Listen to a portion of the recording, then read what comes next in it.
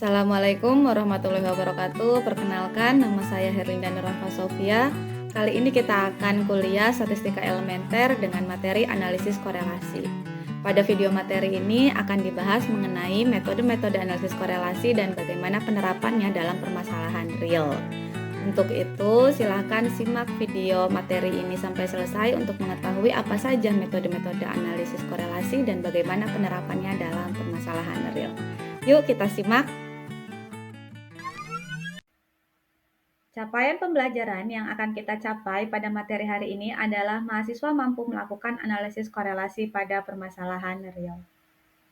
Sebelum kita mulai masuk materi, ada pertanyaan yang perlu teman-teman diskusikan. Menurut Anda, apakah ada hubungan antara rajin belajar dengan skor ujian yang diperoleh?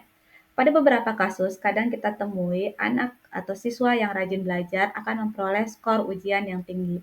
Namun pada beberapa kasus juga ditemui bahwa siswa yang tidak rajin belajar juga kadang memperoleh skor ujian yang tinggi.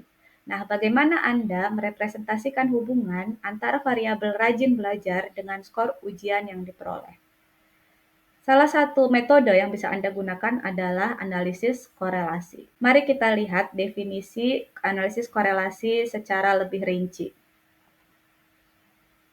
Nah, di sini definisi analisis korelasi adalah metode statistika yang digunakan untuk mengukur kekuatan dan arah hubungan. Nah, analisis korelasi ini nanti setelah perhitungannya itu akan menghasilkan koefisien korelasi. Koefisien korelasi biasanya dilambangkan dengan R kecil. Untuk nilai koefisien korelasi itu berkisar di antara -1 hingga 1. Kemudian ketentuannya adalah koefisien korelasi mendekati angka 1 artinya memiliki hubungan yang kuat. Jadi semakin mendekati angka 1 itu semakin kuat suatu hubungan. Hingga apabila dia 1 berarti memiliki hubungan yang sempurna. Tapi apabila koefisien korelasi yang mendekati 0 artinya hubungannya lemah. Hingga kalau 0 itu artinya tidak ada hubungan antar dua variabel. Kemudian apabila kita lihat dari tandanya, jika diperoleh koefisien korelasi positif, tandanya artinya korelasinya positif. Korelasi positif itu apa? Yaitu ketika suatu variabel itu naik, maka variabel lainnya pun naik. Jika X naik, maka Y pun naik. Korelasi negatif artinya jika X naik, tetapi Y malah turun. Jadi kebalikan. Jika suatu variabel itu naik, maka variabel lainnya akan turun. Nah, kalau tidak ada korelasi artinya apa? Artinya tidak ada hubungan antar dua variabel tersebut. Nah, di sini ada beberapa macam uji korelasi. Yang pertama adalah uji korelasi persen. Ini adalah uji korelasi yang paling umum digunakan. Kenapa? Karena dapat digunakan untuk data interval atau rasio. Kemudian data juga harus berdistribusi normal. Di sini ada rumus untuk korelasi persen. Silahkan bisa dilihat dan di sampingnya itu ada contoh. Jadi contoh penerapan uji korelasi persen, yaitu apabila kita ingin melihat suatu hubungan antara jumlah jam belajar mandiri dengan skor ujian. Seperti yang tadi kita diskusikan pertanyaan gitu ya. Nah, bagaimana hubungan antara jumlah jam belajar mandiri dengan skor ujian siswa? Di sini ada 8 sampel siswa. Kemudian kita hitung menggunakan uji korelasi persen, rumus yang tadi sudah ditampilkan. Kemudian diperoleh di sini kita fokus pada koefisien korelasi.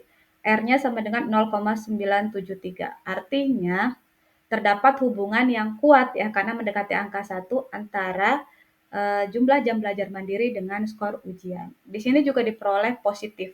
Artinya semakin meningkat jumlah jam belajar mandiri, maka skor ujian pun akan semakin meningkat, seperti itu. Nah, dari yang kita pelajari, maka dapat disimpulkan bahwa analisis korelasi untuk mengukur arah dan kekuatan hubungan, gitu ya. Nah, koefisien korelasi merepresentasikan arah dan kekuatan hubungan, kemudian nilai koefisien korelasi itu antara -1 sampai +1. Oke, teman-teman, ada tugas yang harus dikerjakan, yaitu studi kasus real. Nanti teman-teman pengumpulannya dapat melalui portal. Bagaimana tugasnya? Yang pertama, teman-teman buka website BPS Indonesia. Kemudian teman-teman pilih dua variabel yang akan dianalisis. Kemudian gunakan data dari web BPS untuk dianalisis korelasi, kemudian interpretasikannya. Oke, cukup sekian dari saya. Semoga ilmunya bermanfaat. Sampai jumpa minggu depan. Assalamualaikum warahmatullahi wabarakatuh.